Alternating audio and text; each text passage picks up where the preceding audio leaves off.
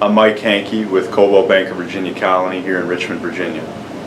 So, Mike, what's been your kind of social media strategy in real estate? Well, my partner and I started using social media, more specifically Facebook, in the last year to 2 years. And our strategy with Facebook is basically to keep things as simple as possible. We pretty much focus on 3 categories. And if the information doesn't fall within one of those 3, we try not to post it. The first would be human interest in and around the area where we sell. So basically things like a new restaurant opening or a festival that might be going on in the greater Richmond area that we think would be interesting to our friends, we'll post about. The second would be real estate specific information that we think could be helpful to our past clients or followers on Facebook. Tips on how to improve your home, low cost renovation methods, or anything that might be related to the home buying experience would be something that could fall within that category. And the third category that we focus on is our own listings. So anything that we have going on, we'll post. We'll try to keep things pretty short and just use a nice photo album from the listings along with some sort of a catchy heading that we can make easily shareable with our posts. So do you have your own business Facebook page? We do. We Okay. created a separate business Facebook page for my partner and I, Hanky and Harvey group on Facebook. And as I said, we focus specifically really on those 3 categories as far as the content we put on that business Facebook page. How do you get people to like that or go to that page? We've tried a few different things as far as attracting people to the page. The easiest thing and probably the most effective thing that we've done is simply to email past clients, family and friends, request that they like the page. We found that the more folks that like it, the more of a snowball effect that you get. Obviously, your reach grows quite a bit with every new person that you add, so it tends to grow a little quicker as time goes on. That's primarily how we've been able to grow it thus far. So how often during the week would you put something up there? We try to post probably once or twice a week. So not overload? We don't overload it. We definitely don't overload it. And we try to have a nice balance within the categories where we post. So we don't like to be too heavy with our own listings and rarely have a human interest post. We like to try to have a balance between the 3 so that what people see from us is not just all self-promotion or our listings, but primarily things that they might find interesting around town, or as I said, just anything that could help them in the home buying or selling process, or anything that might just help them with their existing home as far as things that they could do to save money on energy bills, or any article that we may see and think is relative. So have you seen any benefit or any direct sales or business from that? We've been pleasantly surprised that we've had 2 listings sell within the last 3 months as a direct result of information that we put on Facebook. How do you know that? Well, one of the buyers told me directly that she and her husband were not really in the market for a home.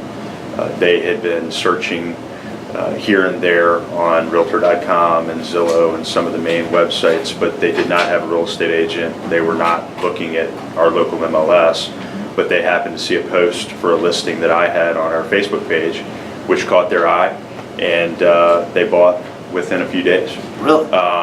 So that was a great example of how, had we not had Facebook and had not advertised this property on Facebook, this particular buyer probably would not have seen it before it more than likely would have sold to someone else.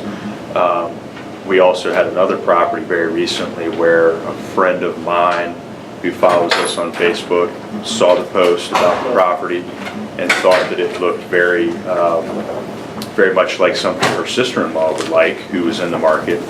and she was able to easily share that post with her sister-in-law, and within several days we had a contract from her on that house. Wow. So those are two very direct examples of how even a small Facebook following can produce big results. And for us, our Facebook following is probably somewhere around maybe 175 people. Sure.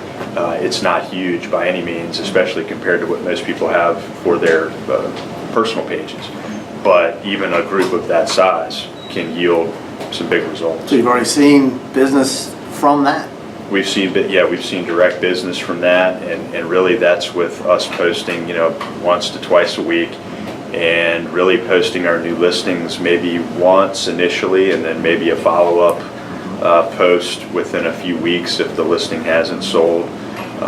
Usually our post for listings, as I said, is just a complete photo album, along with just a short sentence or two of a blurb about the property, something catchy that hopefully somebody would see and might spark their memory or spark them to think of somebody else perhaps that's in the market they could share that with. So are you using that in your marketing to get listings, or part of your listing presentation, talking about We that do. strategy? We certainly promote the fact that we're on Facebook, and we promote the fact that we use Facebook on a regular basis to promote our listings. So it has been beneficial in helping us on listing presentations to let folks know, particularly folks that don't use Facebook on a regular basis who may not be as familiar with it.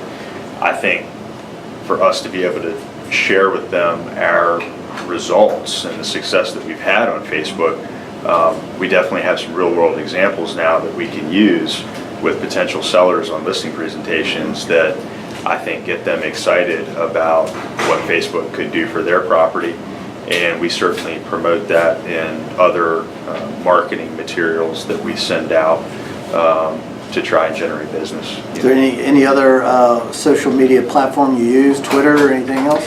We're not on any other social media platform at this time, and what we found by participating in a couple of seminars and just talking to some social media gurus is that really for real estate, Facebook is probably where you're going to get the most bang for your buck, particularly because of the visual nature of real estate and wanting to be able to have video and still photographs that people can see right away and share easily. It tends to be the best as of right now. I'm sure that there probably are some other things within social media that may be helpful to us that we're not using currently that we may look into in the future, but it's difficult. There's a lot of things you can do to market yourself in real estate, and what we try to do is select the top 3 or 4 that we think produce the best results and really focus on doing a good job with those. So for now, Facebook is probably where we'll stay as far as social media is concerned. So it's the best thing for you? We think it is. I mean, we think it is. It's certainly yielding direct results, and it certainly gives us a platform where we can share our content easier than any other method, and it makes it easy for folks to share it with others, which is really where our results are coming from, it seems. Are you using video now more, or is that part of your listing? We do focus on video more now than we did before. I think certain properties lend themselves heavily to video. Others maybe not as much, but video is certainly something that we can do and will do if we feel like it's going to be of a big benefit to the property. Video is also obviously great to share through a variety of channels, but Facebook certainly and other methods. But yeah, video is certainly becoming more and more of a tool to use in real estate, and so we do consider that. Good. Coldwell Banker has a alliance with Express Docs, which is a kind of marketing mailing program. How have you used that in your business? Express Docs is great. For those that maybe haven't used it, they offer a wide variety of materials, and we like it I use it in particular for just listed, just sold, and under contract postcards. The best thing about Express Docs in my mind is that the simplicity allows you to do things very quickly, and it really eliminates the excuses that you would normally run into for getting those types of things in the mail, because the templates are great once you've worked with it once or twice and you sort of just have gone through their simple 3 or 4 or 5 step process. A lot of times the content, or a good deal of the content, will be generated for you automatically based on information that the system already has. So the way I use it is to send out postcards to radius lists, which are created through Express Docs, and basically I can simply choose how many people I want to send the card or the mailer to within a certain radius of the property that I'm focused on. So if it's a new listing and I want to let people know that I have just listed this property, I can simply click on 100 or 200 or 500, and I can shoot that postcard out to that many homes within a radius of the property that I'm dealing with. And we've had good results from that. I've been called twice now in the last couple of months to list property based on postcards that were received by neighbors on other homes that I had sold in their neighborhood recently. So it's a great tool. I spend about $100 every time I do one. I typically send it to about 200 people, the closest 200 people to the property I'm dealing with. And for that $100, my return on investment in the last 2 months has been about 20 grand on $200. Wow. So Express Docs is without a doubt something that there's no reason not to use. So if you got a listing today, how long would it take you to go online, send that out, do the postcard? If I took a listing today, or if I wanted to send a just listed card, I could hop on Express Docs and probably have that edited and ready to go within 15 minutes. Wow. And 10 minutes of that is probably just me taking the time to think about what couple of sentences I want to say. The rest of it is just literally pointing and clicking through a handful of steps that Express Docs walks you through in terms of how many cards you want to send and which address list you want to use and that sort of thing. So do they give you a copy of the address list, or do you know where it goes to, or? Yeah, the address list is automatically generated by Express Docs through a system that they have. And once you send to a list once, you own that list. So if you want to use that list again through another format, you can do that. Express Docs also sends you a copy of whatever material that you've produced. So as soon as you send a postcard out, a copy of that postcard is sent to you automatically in PDF format that you can then print on your own, or at least just keep a copy in your files to know what you've sent in the past and have some record of that. You can also choose an option which allows you to send the card to yourself. So if you want to send one to your business address or your home address, Just to see it. you can see how it actually comes through to the in the mail and see what your potential customers are seeing. So it's a nice service, and it's as affordable as anything that I've found in the market, and I think it's certainly a nice benefit to being affiliated with Coldwell Banker to be able to have access to that at the pricing that we do. So you're seeing a lot of return on Express Docs and Facebook, not a lot of money put out or time, really. It's really, with those two things in particular, it's not a big investment in time, it's not a big investment in dollars, and recently, there's no question that our return on those two things has been as good as I could hope for. And we'll certainly continue to do both, and hopefully as we get better at those things and more automated and sort of how we keep that going, and we'll be able to add new things, to our program and make sure that we're, casting as wide a net as we can, but certainly those two things are low cost.